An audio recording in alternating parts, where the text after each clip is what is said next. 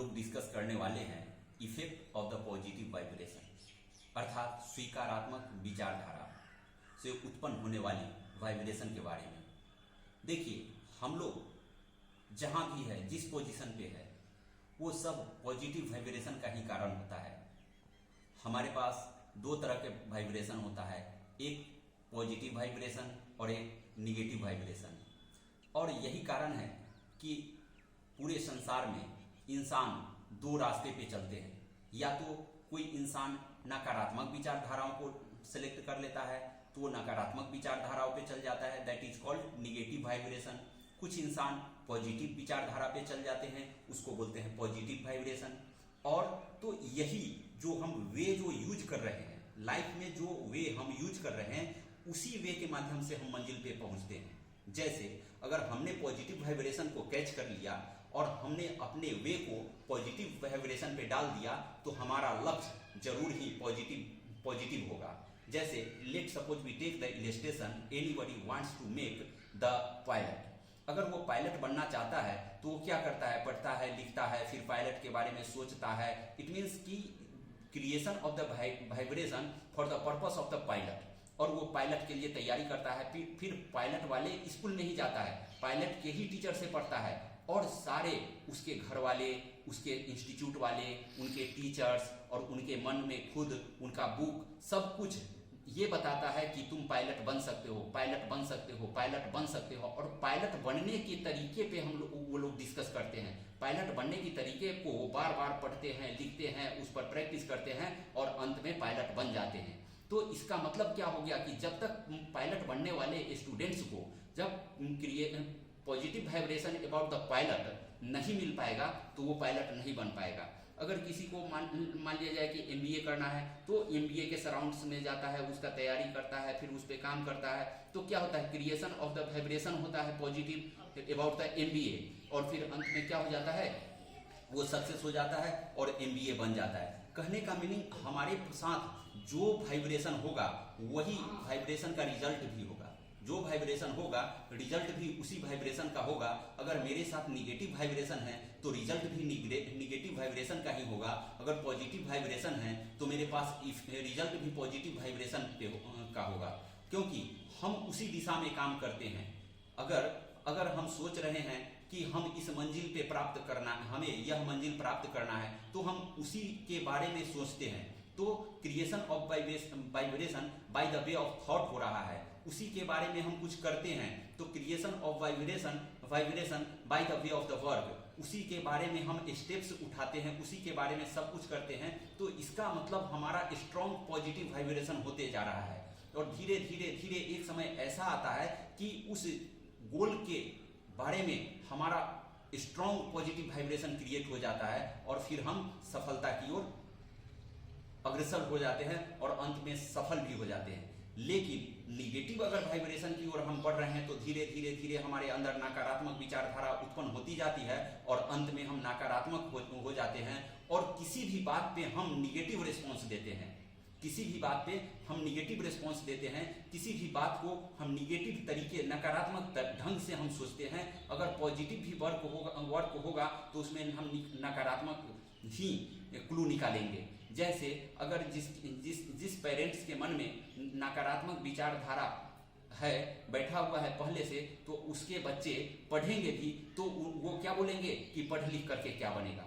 तो ये सेंटेंस नकारात्मक सेंटेंस है और इसका असर उनके बच्चों के माइंड पे पड़ जाता है। लेकिन किसी पेरेंट्स के माइंड में पॉजिटिव वाइब्रेशन है तो वो अगर बच्चों को पढ़ते हुए देखेगा तो वो कहेगा अपने बच्चों को कि ये बहुत पढ़ने में तेज है, ये पढ़ लिख करके बहुत बड़ा आदमी बनेगा, अच्छा आदमी बनेगा, सोशल वर्कर बनेगा, देश को सेवा करेगा, राष्ट्र का नाम करेगा। तो ये पॉजिटिव वाइब्रेशन है और इससे क्या होगा कि उनके बच्चों पे भी पॉजिटिव वाइब्रेशन का इफेक्ट पड़ेगा और बच्चे उसमें एक्टिव मोड में आएंगे और बच्चे उसी दिशा में कदम उठाएंगे। और जो पेरेंट्स अपने बच्चों को ये कहा है कि पढ़ लिख करके क्या करेगा, पढ़ने लिए तो पढ़ लिख करके क्या करेगा, पढ़ लिख करके कुछ नहीं करेगा, तो उनके बच्चों के माइंड में भी निगेटिव वाइब्रेशन क्रिएट हो जाता है और वो बच्चा भी निगेटिव सोचना शुरू कर देता है और पढ़ाई के प्रति उनका रुचि कमजोर धीरे धीरे होते चला जाता है।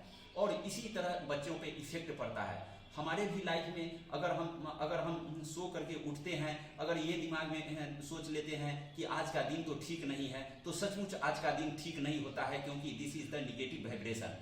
अगर कोई बच्चा उठता है और सुबह सुबह सोच देता है वाह वाह मतलब कितना बढ़िया दिन है आज का, आज तो बहुत प्यारा दिन है, आज तो मैं बहुत अच्छा करूंगा, आज मुझे बहुत काम करना है, मुझे बहुत पढ़ना है, बहुत अच्छा काम करना है, तो उनका दिन भी अच्छा हो जाता है और अच्छा काम भी करता है, अच्छा पढ़ता भी है और अच्छा रिजल्ट भी देता है। तो एक ही टॉपिक को सोचने का नजरिया होता है कि whether you have to look at by way of the negative और whether you have to look at by way of the positive.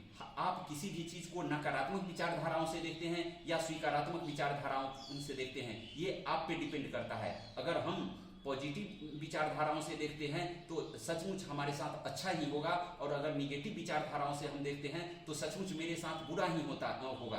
तभी तो देखते होंगे most of the people in the world who is created negative vibration, then this type of the people always receive the output negative. अगर जो व्यक्ति लगातार negative सोचता है तो उनके साथ हमेशा बुरा ही होता है। ऐसा इसीलिए बुरा होता है क्योंकि वो निगेटिव बात पे चल रहा है, निगेटिव थॉट को एक्सेप्ट कर रहा है, निगेटिव वर्क को एक्सेप्ट कर रहा है, और तो आउटपुट तो निगेटिव होगा ही।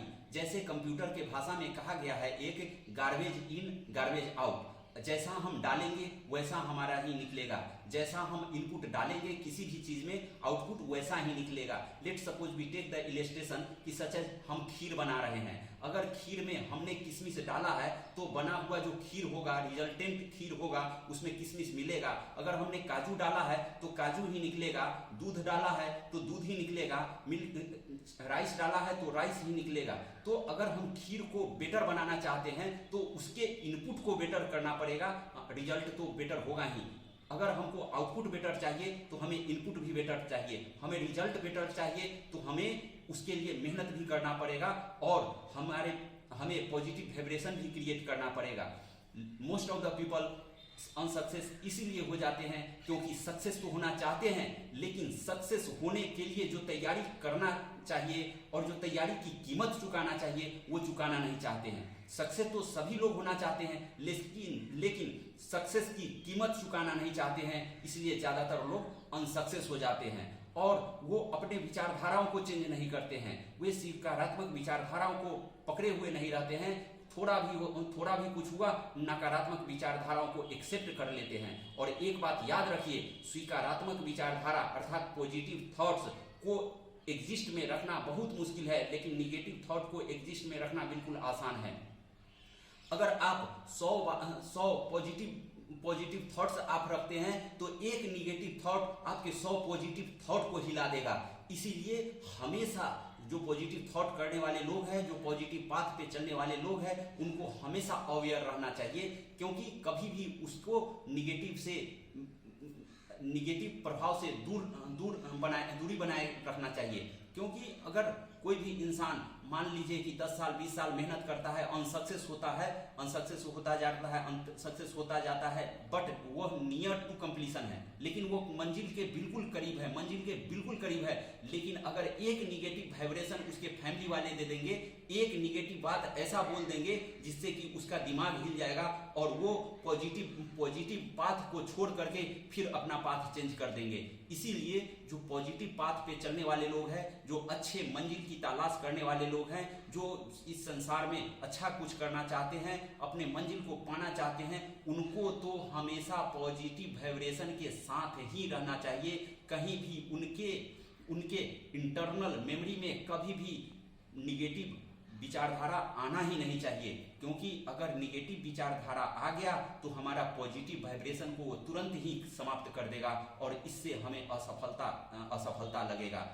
इसीलिए हमें हमेशा इसी पाथ पे चलना है, पॉजिटिव विचारधाराओं के साथ, पॉजिटिव विचारधाराओं के साथ रहना है, पॉजिटिव विचारधाराओं को सोचना है, पॉजिटिव विचारधाराओं को उनके साथ रहना है, तभी हमें सफलता मिलेगी। और हमें फैमिली में स्वीकारात्मक विचारधारा बनेगा, हमारे मन में विचारधारा बनेगा, वही विचारधारा हमारे ब्लड में जाएगा, वही विचारधारा हमारे बच्चों में जाएगा, वही विचारधारा स्प्रेड होगा पूरे सोसाइटी में।